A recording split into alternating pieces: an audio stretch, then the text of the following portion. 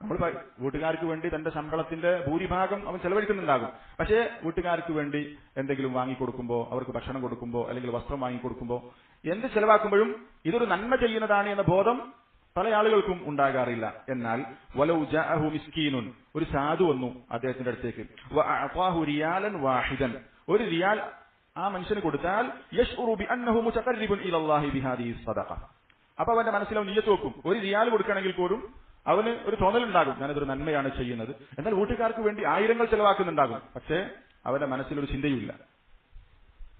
വലാകിന്ന സദഖത്തൽ വാജിബത അലൽ Ahli അഫ്ദലു അക്തറു അജ്റാ, എന്നാൽ വീട്ടുകാർക്ക് നിർബന്ധമായി കൊടുക്കേണ്ട സദഖ എന്നുള്ളത് ഏറ്റവും ശ്രേഷ്ഠകരമായതാണ്, ഏറ്റവും കൂടുതൽ പ്രതിഫലവും ഉള്ളതാണ്.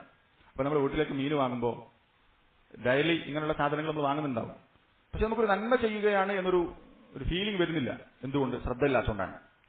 എന്നാൽ നമ്മൾ ഈ ഒരു ചിന്തയോടുകൂടി, ഇഹ്തിസാബോടുകൂടി, പ്രതിഫലം ആഗ്രഹിച്ചുകൊണ്ട് നമ്മളിത് ചെയ്തു കഴിഞ്ഞാൽ ദിവസവും നമ്മൾ ധാരാളം സദഖ കൊടുക്കുന്ന ആളുകളായിരിക്കും രക്ഷിതാക്കൾ. നമ്മളെ വീട്ടുകാരോട് പറഞ്ഞു കൊടുക്കേണ്ട ഹദീസാണ്, ബാപ്പാരോടൊക്കെ പ്രത്യേകിച്ച് പറഞ്ഞു കൊടുക്കേണ്ട ഹദീസാണ്.